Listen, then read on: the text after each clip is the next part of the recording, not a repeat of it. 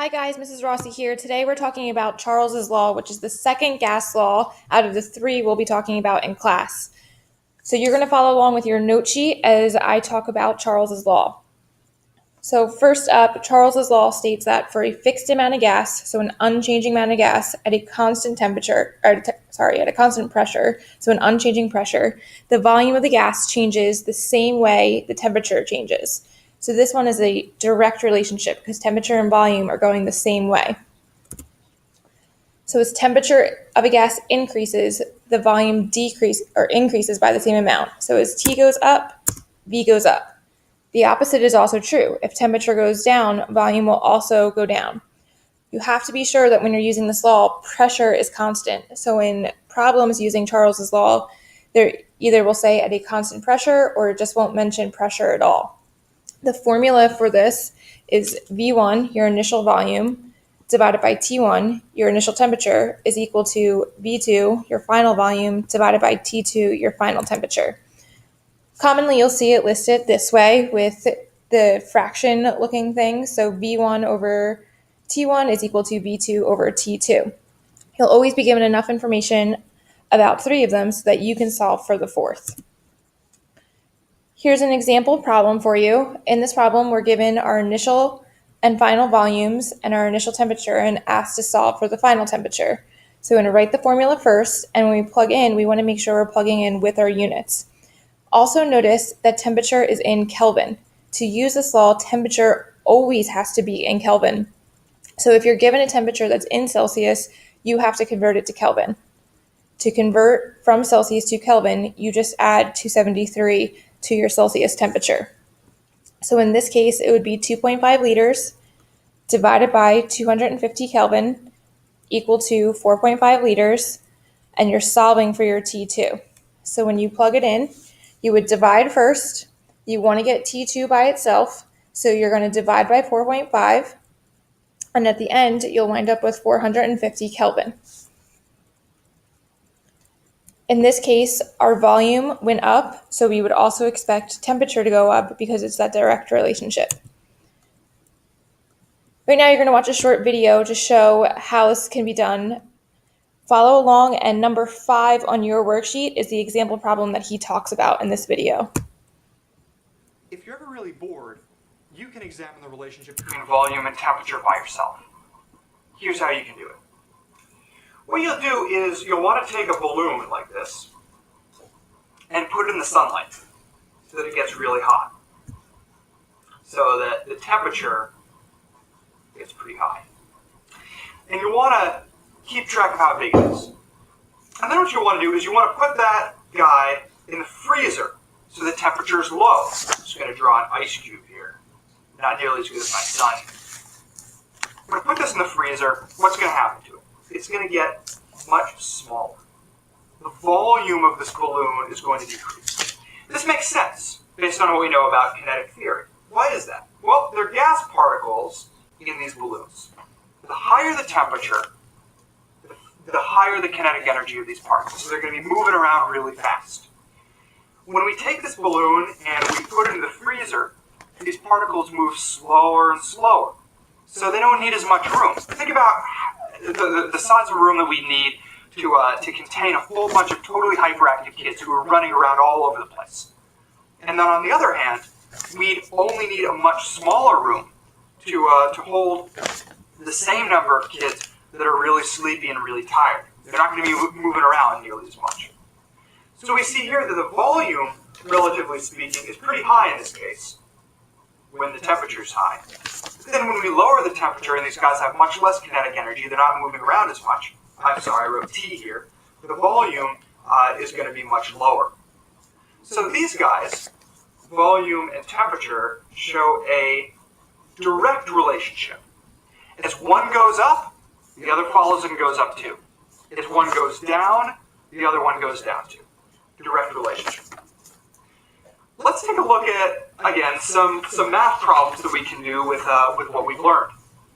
Pressure and volume are related by what we call Boyle's law. It's Charles' law, another scientist who came up with the idea of relating volume and temperature.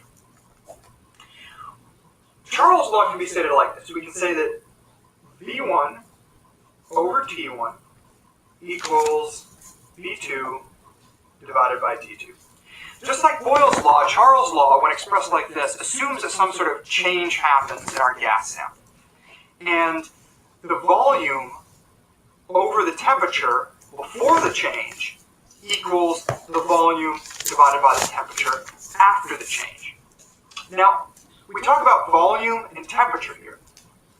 Whenever we're using temperature with gases, I'm going to do this in red because it's so important, we must always use the Kelvin temperature.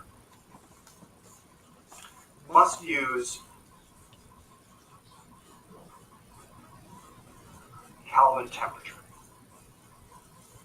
We always have to do this whenever we're using temperature with gases. Now, if you remember earlier, the Kelvin temperature is found by taking the degrees Celsius temperature and adding 273 to it. And then we get our temperature in Kelvin. It's not degrees Kelvin, it's just Kelvin. Keeping that in mind, let's go ahead and take a look at this problem. We say that a balloon takes up 625 liters at 0 degrees Celsius. If it's heated to 80 degrees Celsius, what will its new volume be? There are a couple steps we have to take. Let's figure out which of these variables we're going to be solving for first.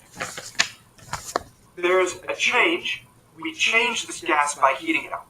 So before our volume, 625 liters, we have that, and our temperature, 0 degrees Celsius. But remember, we're going to have to change this to Kelvin temperature before we can use it in the equation. If it's heated to 80 degrees Celsius, so we know what the new temperature is, but remember, we have to change this to Kelvin. What will its new volume be? So V2 is going to be what we're trying to solve for. First of all, though, we're going to have to change these Celsius temperatures into Kelvin temperatures. So T1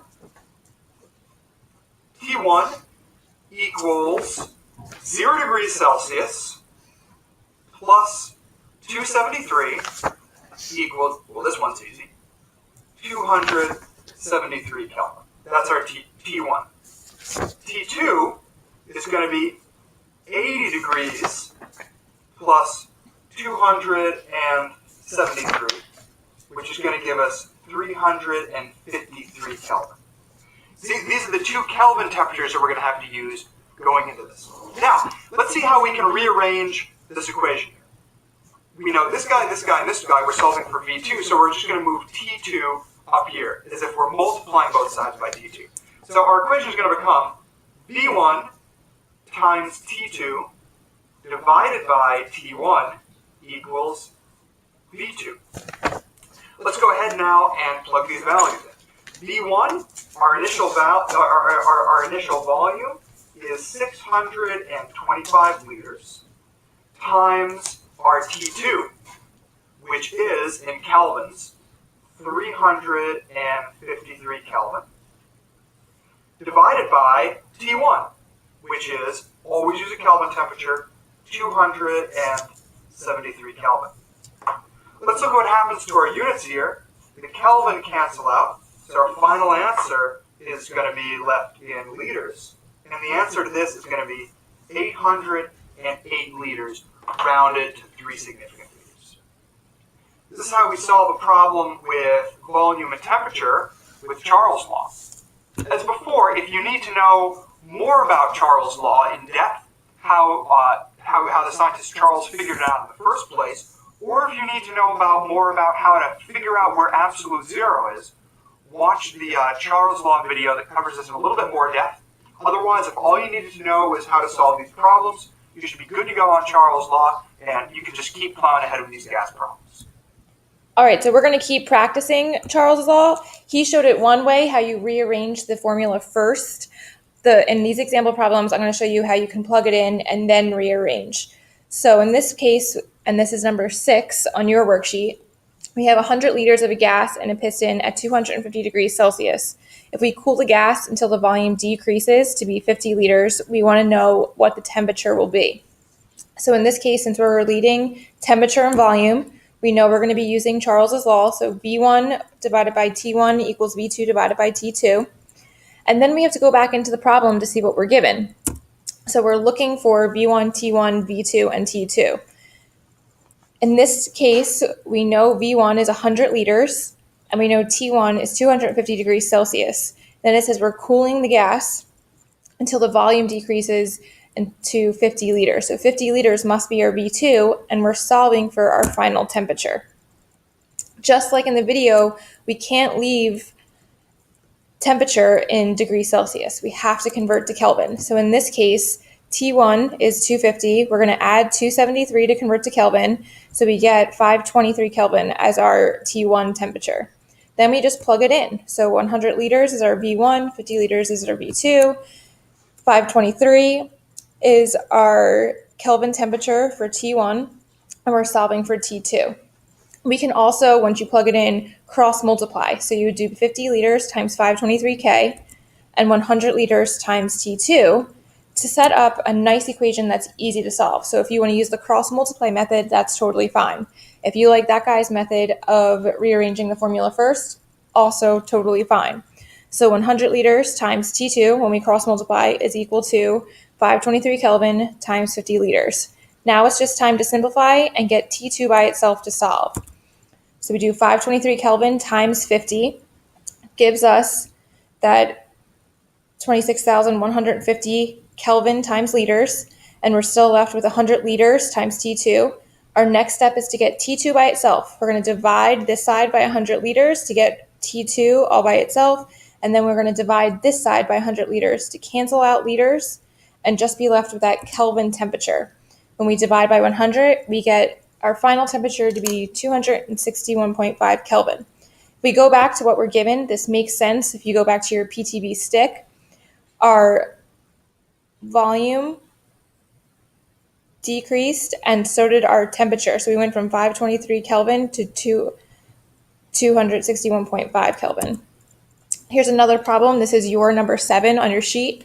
We have a gas at 40 degrees Celsius with a volume of 2.32 liters. If we raise the temperature to 75 degrees Celsius, we want to know what the volume would be, assuming the pressure remains constant. So once again, since we're relating volume and temperature, we know it's Charles's law. We're looking for V1, T1, V2, and T2. When you go back into the problem, you should notice that we have 2.32 liters is our initial volume. 40 degrees Celsius is the one that goes with 2.32 liters. We're finding that final volume when the temperature is changed to 75 degrees Celsius. Just like in the other problems, we can't leave those temperatures in Celsius, so we need to convert them to Kelvin. T1 would be 40 degrees Celsius plus 273, so 313 Kelvin. And T2, our final temperature, 75 plus 273 gives us 348 Kelvin.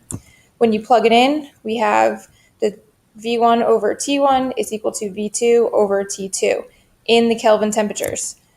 We can cross multiply, so 2.32 liters times 348 Kelvin is equal to 313 Kelvin times V2.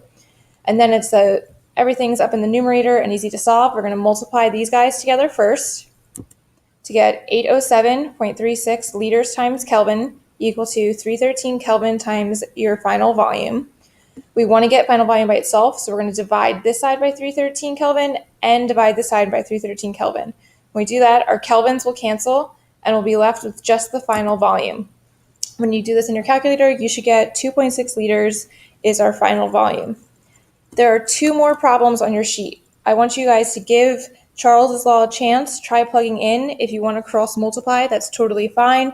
If you want to rearrange the formula first, that's also fine. You can round your answers to the nearest tenth.